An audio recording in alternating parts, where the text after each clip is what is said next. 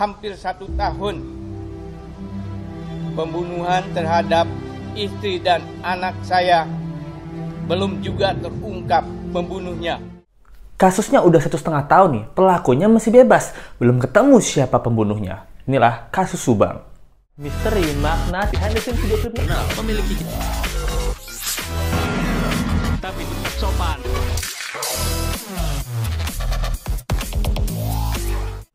Hai, apa kabar? Kembali lagi di Let's Go. Apa kabar kalian semua? Semoga kalian baik-baik aja. Nah, sekarang nih Let's Go bukan update kasus Brigadir J ya, tapi Let's Go mau menceritakan kalian tentang kasus Subang. Nah, mungkin beberapa kalian ini ada yang tahu, ada yang nggak tahu. Tapi kalian tahu nggak bahwa kasus Subang ini sampai sekarang ini belum selesai? Nah, kasus ini tuh udah 1,5 tahun. Ini tentang kejadian pembunuhan yang menurut Let's Go ini lumayan kejam ya, karena membunuh seorang ibu dan seorang anak di dalam mobil mewah. Bagi kalian yang belum tahu, ini Let's Go bakal kasih kronologi singkatnya. Bagi yang kalian udah tahu, ini bakal kasih Let's Go update terbarunya, oke? Tanpa berlama-lama lagi, Let's Go kita bahas. Nah, jadi bagi kalian yang belum tahu ya, Agustus itu 2021 ya, itu udah tahun lalu, udah lebih dari 1 tahun ya. Itu ada kejadian di mana 2 orang wanita ditemukan tewas bersimbah darah itu tanpa busana. Dan ditemukannya di dalam mobil yang terparkir di daerah rumah warga. Nah, jadi daerah ini memang daerah Subang ya, di Jawa Barat. Makanya namanya kasus Subang gitu. Nah, jadi setelah diketahui, setelah diidentifikasi ya kok ada mayat di dalam mobil gitu dah. Mayat ini bertumpuk itu, kayak bertumpuk satu sama lainnya. Itu kayak, ya kalau kamu numpukin karung ya, kayak gitu nih tumpukannya. Tanpa busana, 2 orang cewek lagi. Nah, ternyata 2 orang cewek-cewek ini adalah ibu dan anak. Jadi ternyata ibu dan anak, ini ibunya ini namanya Ibu Tuti, anaknya namanya Amelia. Nah, mereka itu ditemukan di dalam bagasi. Ingat ya, tanpa busana. Nah, orang-orang berpikir nih, apakah terjadi pemerkosaan ataupun terjadi perampokan? Nah, di sini nih yang kagetnya. Jadi pada hari kejadian sebelum ditemuin ini, nah, sang ayah namanya itu Bapak Joseph ya. Bapak Joseph tuh lagi pulang ke rumahnya. Nah, kebetulan mereka berdua ini, satu keluarga ini, itu nggak tinggal serumah bareng lah, alias sudah cerai gitu. Sudah bukan jadi istri utama. Nah, jadi Pak Yosef ini kan memang sudah punya istri muda ya, udah nggak tinggal bareng. Nah, jadi pada saat hal tersebut, Pak Yosef ini orangnya orang kaya guys. Dia punya yayasan gitu. Jadi dia pengen pulang ke rumahnya buat ambil stick golf. Nah, orang-orang kaya mungkin ngambil stick golf, mau meeting. Pas masuk rumah, kok kelihatannya sepi rumahnya, dipanggil-panggil, Amelia, Tuti gitu. Anakku sayang, nah nggak ada jawaban sama sekali. Ini, di sini Pak Yosef agak curiga nih. Biasanya rame nih kalau papa datang, pasti anak-anak tuh nyamperin gitu, atau orang kaya kan kecium bawa uang ya. bawa uang dari jauh gitu. Nah, ini tapi Pak Yosef nih, wah nggak ada orang nih. Nah, curiga nih, makanya masuk ke dalam rumah. Tapi pas masuk ke rumah nih, rumahnya berantakan. Ini nggak seperti biasanya. Biasanya orang kaya kan rumahnya rapi. Ini tapi rumahnya berantakan. Kaget. Udah nggak ada yang jawab, rumah berantakan. Dimaling ini. Nah, masuklah Pak Yosef. Ternyata ada percikan-percikan darah. Nah, ini kan lebih kaget lagi ya. Dugaannya, oh berarti bener nih, dirampok nih, apa ada dirampok sama tindakan kekerasan. Karena pas masuk rumah, udah ada serpihan darah. Waduh, kaget. Diikutin sama Pak Yosef sambil takut gitu. Aduh, anakku gimana? Mantan istriku gimana? Gitu. Aduh, ini udah gedein anaknya, ada perampok nih, menyebalkan nih gitu. Pasti orang kaya yang paling ditakuti adalah satu rampok, kedua adalah keluarga yang dirampok gitu. Pasti akan dilakukan tindakan kekerasan. Masuklah Pak Yosef ini, cari-cari nih berkas darahnya ke dalam, rumah udah berantakan. Cari nih, keliling-keliling bercak darah. Nah, bercak darahnya tuh berhenti di mobil. Nah, pas di mobil, kaget dong Pak Yosef. Diintip dong ini kaca mobilnya, ternyata di dalam mobil udah bertumpuk satu tubuh anaknya dan tubuh istrinya tuh udah tumpuk jadi satu gitu loh. Waduh. Melihat hal itu Pak Yosef sangat sedih, kaget dong. Dan ini nih memang kayak ditumpuk gitu loh, mayat ditumpuk gitu tanpa busana lagi. Ini pas kejadian tersebut, pasti Pak Yosef berpikir, apa yang terjadi sama keluarga nih? Nah, mungkin ini perampokan dan pembunuhan gitu. Langsung dicek lah di dalam-dalam. Minta tolong sama dicek di dalam apa aja yang hilang barang-barang di rumah tersebut. Setelah itu kan Pak Yosef langsung menghubungi pihak berwajib ya, polisi gitu. Pak, tolong emergensi nih. Ada kejadian pembunuhan dan perampokan gitu. Nah, datang nih kepolisian, udah datang, ngecek lah seluruh rumah ini. Nah, ternyata di rumah ini banyak banget darahnya. Ada yang di lantai, ada yang di garasi, sampai di papan penggilesan. Nah, polisi ini awalnya curiga papan penggilesan ini itu senjata yang digunakan oleh pelaku untuk membunuh 2 orang istri dan anaknya dari Pak Yosef ini. Nah, setelah dipukul, darahnya berceceran kemana-mana. Nah, dibawalah ke kamar mandi.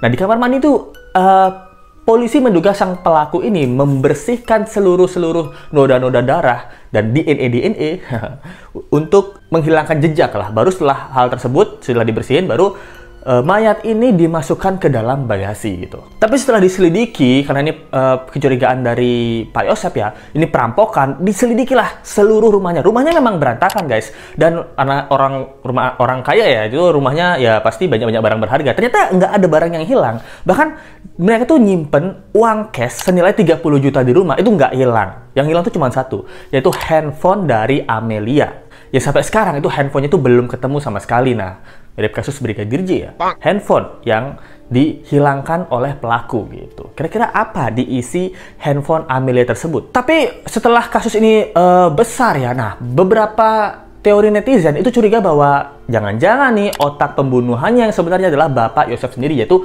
ayah dari Amelia, sang anak, atau juga mantan suami dari sang istri sebelumnya ya. Nah, curigaannya tuh bahwa Pak Yosep ini nih, curiga dia berbuat skenario seperti Pak FS untuk menghabisi keluarganya. Nah, karena nggak ada kecurigaan ini perampokan biasa, uangnya nggak hilang, tapi handphone Amelia yang hilang gitu. Pokoknya barang-barang yang nggak penting yang hilang gitu.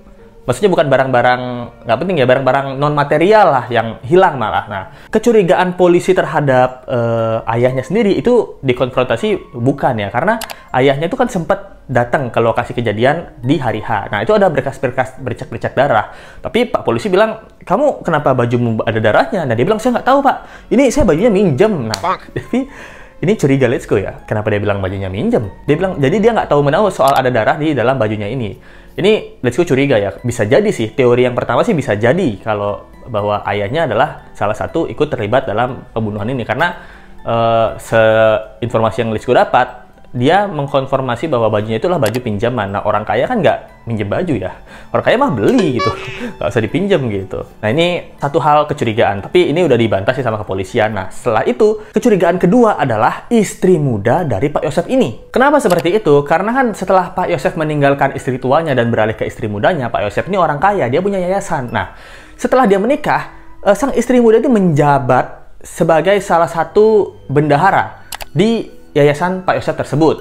Namun karena kurang perform atau kinerjanya nggak baik di yayasan tersebut, dampaklah yayasannya kurang maju atau malah mundur gitu. Nah, jadi jabatan tersebut dihilangkan atau dipecat lah, digantikan orang lain gitu. Jadi istri mudanya tuh yang pengen menjabat di yayasan, kerjanya nggak becus, jadi depa gitu. Nah, tapi setelah 3 tahun ya dia menjabati jabatan tersebut, akhirnya jadi depa. Beberapa tahun setelahnya, nah Amelia ini, anaknya Pak Yosep ini yang menggantikan jabatan dari istri mudanya. Nah, sedangkan Ibu Tuti kan istri tuanya, istri pertamanya Pak Yosep dan mamahnya Amelia. Nah, Ibu Tuti ini jadi sekretaris di yayasan tersebut. Jadi menurut Let's Go, Pak Yosep ini mungkin masih bukan mungkin ya, pasti masih berhubungan baik dengan keluarga lamanya gitu, yang pertama gitu. Karena yayasannya pun masih mengikut sertakan jabatan di dalamnya, ada anaknya, ada istri tuanya gitu, istri mudanya juga ikutan gitu. Nah, jadi publik curiga ini, wah ini kayaknya nih istri muda ini cemburu nih. Ini udah kayak Reborn Rich nih, merebut perusahaan Sunyang gitu.